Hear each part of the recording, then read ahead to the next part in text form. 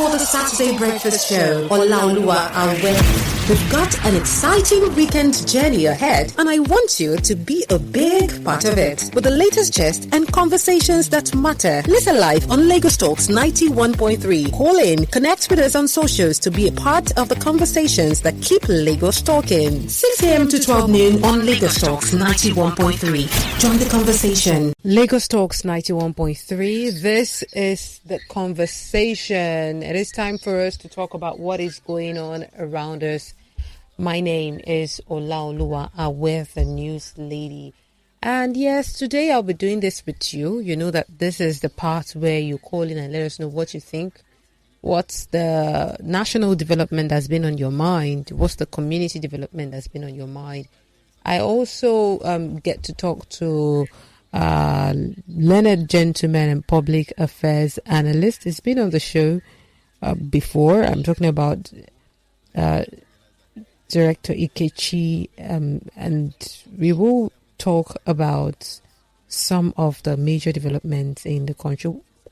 One of the things that have been on my mind, that is on my list today, is a development that has got people wondering.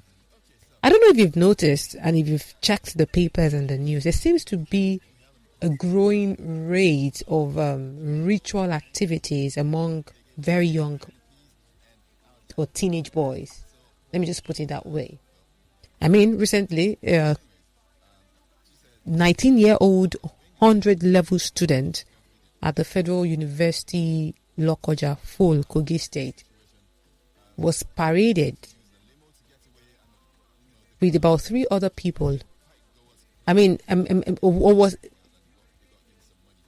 as in, a 19-year-old 100-level student was killed. I mean, one Olaoluwa Awe, and the 4 suspects that the police paraded are like Jeremiah Paul, Emmanuel Otitoju, Barnabas Olubenga, and Ajayi Basit Ayomide.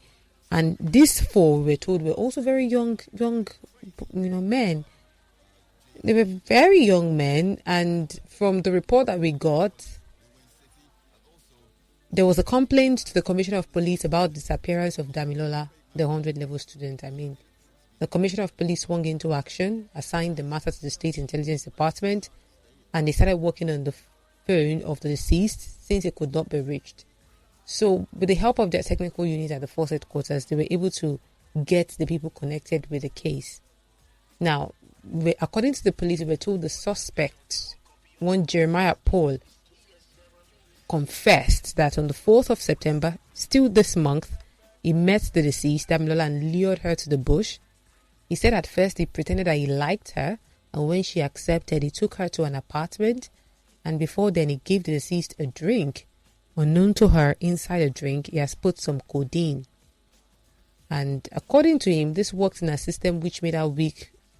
So the suspect carried out his heinous crime. He took the deceased to an uncompleted building before strangling her to death and dismembering her body. And from what we were told, he removed her eyes, he removed her lungs, he removed her liver, he removed her tongue, he removed fleshy parts of her buttocks with the purpose of performing some rituals. Now, he said, according to reports, initially he called the parent of the deceased that he had kidnapped the lady and demanded for ransom, in which he was paid before killing the girl. So he had collected a ransom of about 400,000 naira from the deceased. Now, further investigation revealed that one of the suspects was the first person that approached the girl. There were about 4 of them. But because he couldn't provide what is being demanded from him, he withdrew. The main suspect, which is now Jeremiah Paul, decided to step in. He came in with his friend from Kaduna State to commit the crime. Now, the police spokesman has appealed to parents and students to be very conscious of people they are moving with. Yeah. Because now, like this Jeremiah Paul we're talking about, according to the police, is just 20 years old. 20 years old. And like he's the main suspect in the death of a 100-level student. Imagine luring a girl of that age, dismember, like it's even meant, it wasn't just a simple thing. He took the girl apart for a ritual purpose. And the police is saying we have to be very careful now. Now, there's also, we're told that they will be arraigned as soon as investigation is concluded. And we were told the prime suspect, that's Jeremiah Paul, age 20, is from Chikun local government area of Kaduna State. He has confessed. And in his confessional statement, he said he came to Kogi State to hustle. Then he said he met Damilola earlier in the month and all. Then he went on. So he said that before the drink he gave her, he drank from the drink so that, of course, she wouldn't suspect anything before he gave her the drink. Then he said that he had gotten those body parts from the lady for a native doctor who resides in Ibadan. So he said the native doctor sent a driver, brought calabash and a knife. And the calabash, he used a black and white cotton to wrap the calabash and a red cloth to wrap the knife. So he said it is the knife that he used to remove her body parts, which is the eye, stomach, lung, intestine, and and all. So so he said he gave the body parts to the driver who sent it, from Ibadan to Lokoja. So the driver will build it back to Ibadan. So he said after that he now will build the doctor, the native doctor, now will build his own soap back to Lokoja. Apparently, it was the soap he wanted to get from the the native doctor. Now, I think they asked him, how did you even get to meet this native doctor? Well, Mr. Jeremiah Paul said he met the native doctor on TikTok. And he copied the number and later messaged him on WhatsApp. And he said he went with his friend to Ibadan to see the native doctor. Now, do you see what we have on our hands now? I think at this point, I need to involve my guest who is patiently waiting on the line before we get to other stories on the conversation today. I have with me Dr. Ikechi Nwogo. He's a national transformation agent, the president until Congress. He's also a public affairs analyst.